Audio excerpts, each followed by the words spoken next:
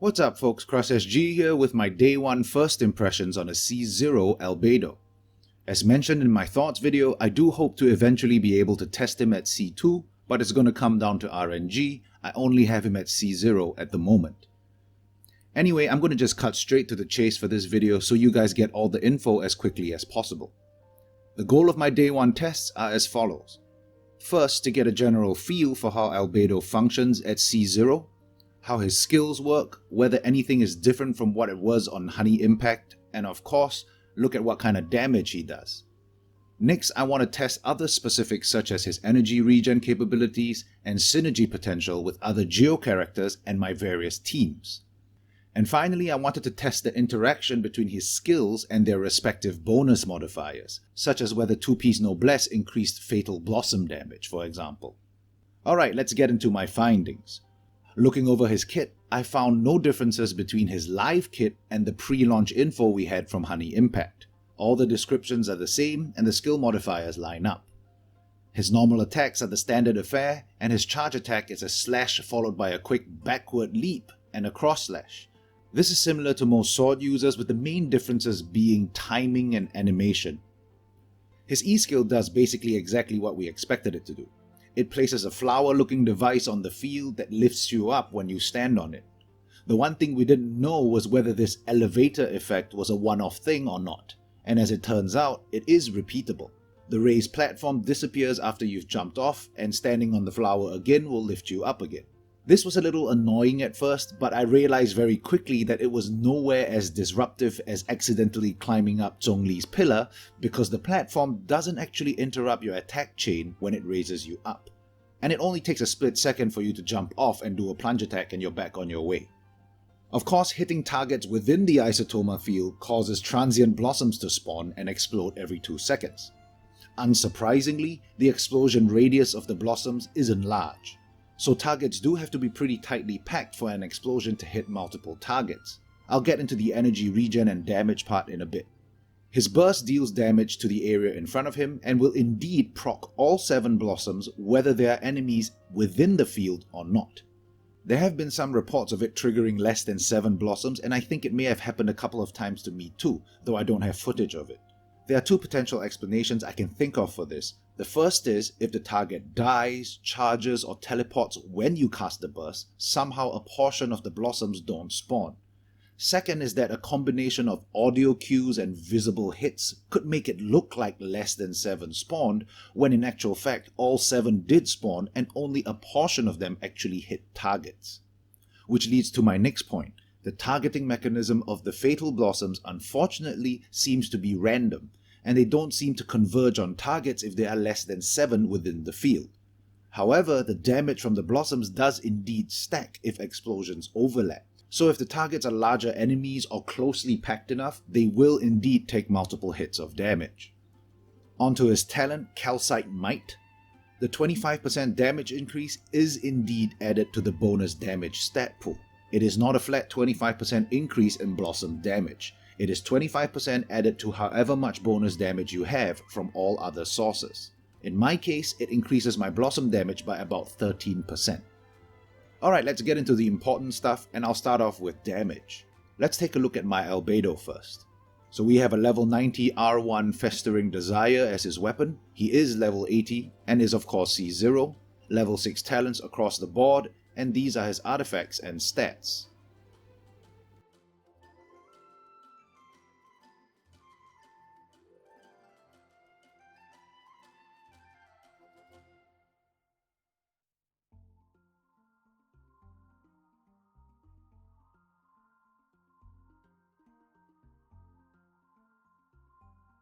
Anyway, no surprises in the damage department folks. With no changes between Honey Impact and the live game, the math was pretty much spot on. I'm seeing 6.5 to 7.4k crits with his transient blossoms and understandably low damage with the rest of his kit because I built heavily into defense. Of course, this clearly showcases the stat confusion we expected Albedo to have at C0. It is unfortunately very present, though it may not be as big of an issue as I expected it to be. More on that later. I also tested and confirmed that the bonus from the Festering Desire does indeed increase his transient blossom damage, so we can expect these numbers to go up as we get it to higher refined ranks by progressing through this event. Yes, it does look like we'll indeed get it to max refine by the end of the event, and a quick note is that the sword currently has a 1.5 times XP modifier applied to it, so getting it to level 90 didn't cost nearly as many enhancement stones as I thought it would, thankfully. Likewise, I tested and confirmed that the 2-piece Noblesse bonus does increase the damage of his Fatal Blossoms as well. Onto energy regen, and I did a few tests for this. First I tested Albedo alone for personal regen, followed by testing him as a battery for my Noelle, then comparing him to Zhongli directly as a battery, and finally testing the regen potential with both of them on the same team as Noelle. I also conducted tests with both the Skyward Pride and the Serpent Spine on my Noelle because one has energy recharge, the other one doesn't. I ran each test 4 times to get a decent average, and these are my findings. For personal regen, my Albedo typically got his burst back up about 3 to 5 seconds over the cooldown, solo with no help from the team. This makes him surprisingly self-sufficient, especially for a C0. I can see him attaining a 100% uptime with just one additional teammate or being fully self-sufficient with C1. As a battery for Noelle, using the Serpent Spine, I averaged about 40 to 50% energy by the end of each burst cycle using Zhongli as the sole battery, and swapping Albedo with Zhongli, I averaged about 10% more at 50 to 60% energy at the end of each burst cycle. This comes down to the regen mechanic on Albedo's E-skill. Let's break it down. It looks like Albedo's E-skill functions very similarly to Zhongli's Pillar. The initial cast damage doesn't generate any particles, and particles are only generated if blossoms deal damage. The key words here are if they deal damage. The blossoms do not seem to generate particles if the target has a shield because they deal no damage to the target. The proc rate is also similar to Zhongli's Pillar, where it seems to have only a chance to generate a particle on hit and can only generate a maximum of 1 particle per explosion regardless of how many targets are hit by the explosion.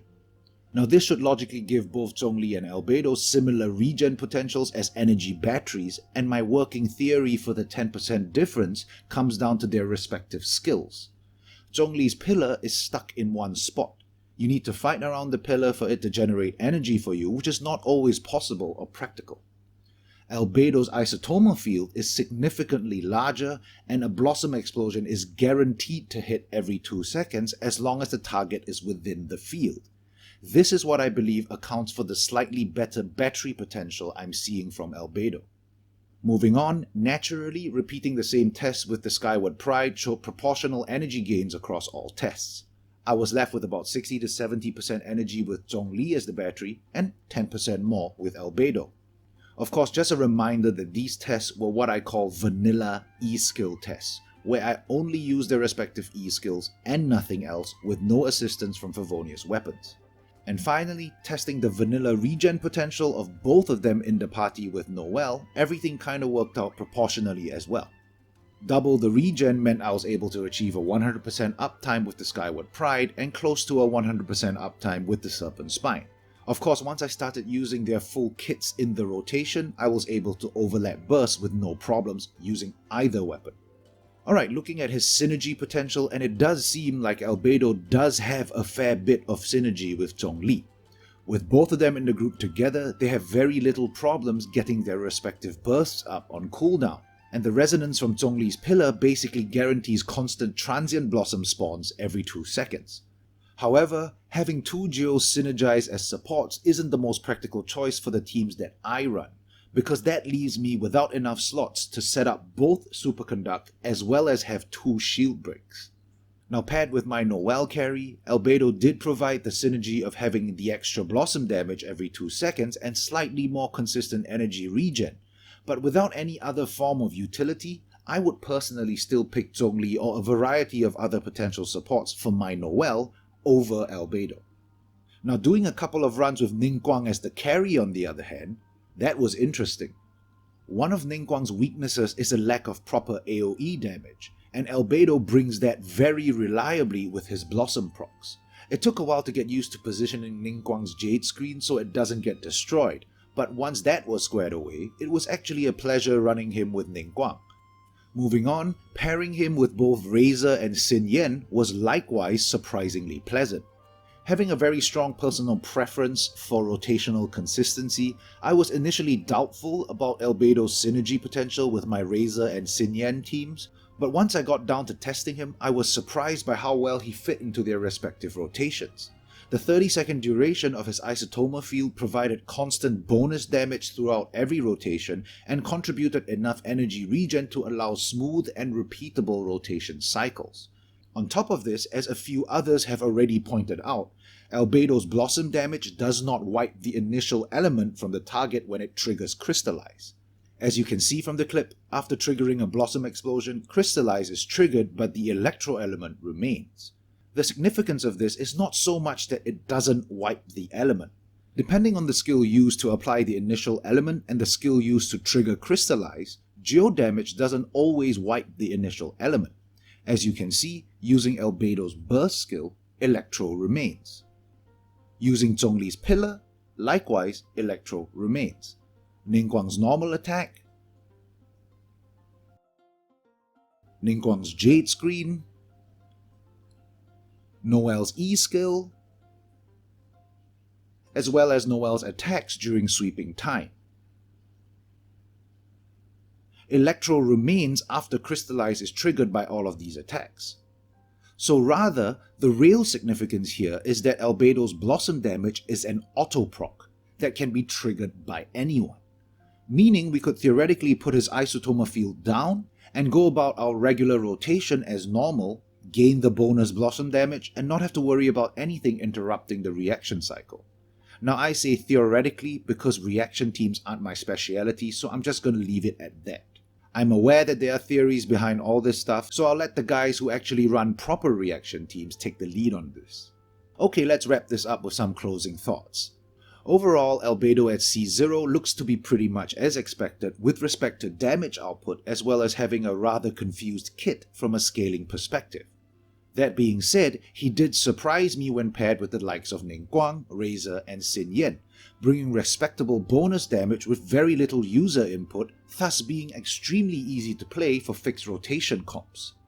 The one part that differs most from my pre-launch thoughts is probably how I would recommend building him at C0 to gain the most value. I had initially speculated that building him for full attack might be more practical due to how everything but one aspect of his kit scales with attack.